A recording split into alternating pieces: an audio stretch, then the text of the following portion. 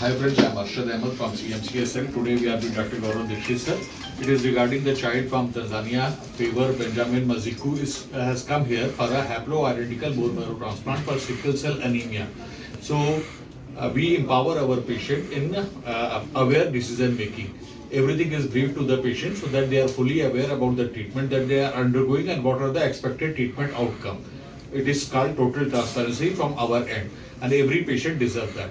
So sir is telling us he has briefed because we have done many BMT, so I know. But for your benefit and for the benefit of the mother of the child, she is undergoing a haploidentical bone marrow transplant. Sir did what donor-specific antibodies, which was found to be satisfactory as per Dr. Gaurav sir.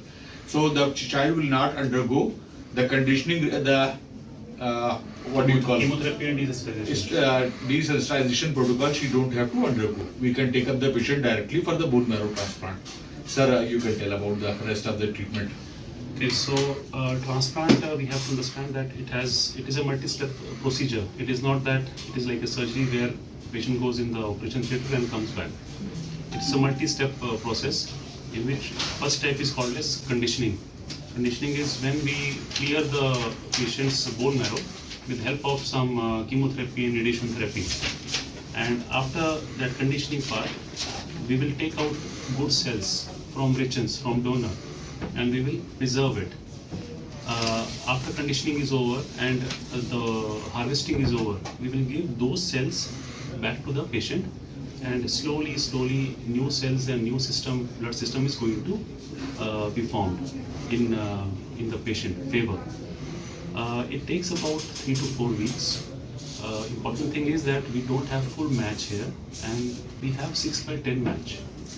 Ideal match is 10/10 or 100% match. So when the match is full, patient's body thinks that these are his own cells and acceptance is better. But when match is 50 or 60%, there is higher chance of these complications or infections. Now we have to understand that there are few problems and complications which can come during the process of transplant. Number one is infection. So when patients are given conditioning chemo, their immunity goes down, and patients are predisposed to get infections. So during this phase, they have to stay inside our BMT rooms, and there is a specified staff which will take care of them, and we take all the measures to reduce the risk of infections. But despite all precautions, sometimes infections can flare up. It can be life-threatening also. So the most important initial problem which can happen is infection. Secondly, because of 60% or not incomplete match, sometimes patient's body does not accept the cells completely. It is called as rejection. Although chance is very less, about 5%, and we always prepare patient in such a way that they don't reject. And in this patient, antibodies are negative, so the chance of rejection is less, but still we cannot rule it altogether.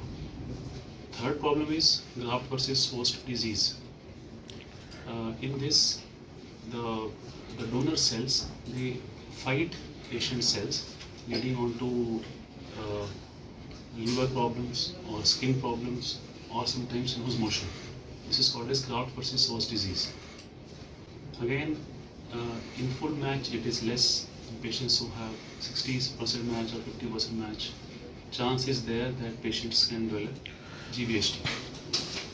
Severe GVHD chance is about 5 to 10%, and rest of the patients we are able to manage GVHD nicely with our medications. It can be severe in 5 to 10% of patients. Now, lastly, there are few problems which may happen, like drug-induced toxicities, liver function abnormalities, like microangiopathies, but these are all kind of well managed with the therapy, and our department is well equipped. Despite of taking all the precautions, we need to understand that the chance of success of transplant is about 70 to 80%. There is 10 to 20% chance that patients may have problems, about 10% chance of of life-threatening complications or fatal complications is about 5 to 10%. This is the main thing which I need to convey. So it is not that we are I want family to be aware of all the complications, problems, risks involved.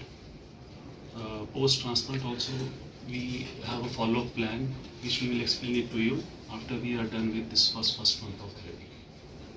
If you have any questions, you are most welcome to ask. Thank you very much, sir. I think we have briefed about the expected treatment outcomes and the risk factor associated with the haploidentical bone marrow transplant. And let us pray for the child that the transplant is successful her and she get a new lease of life. Thank you very much. Have a great day. Thank you very much, Dr. Gaurav Dixit, sir. Thank you. Thank you.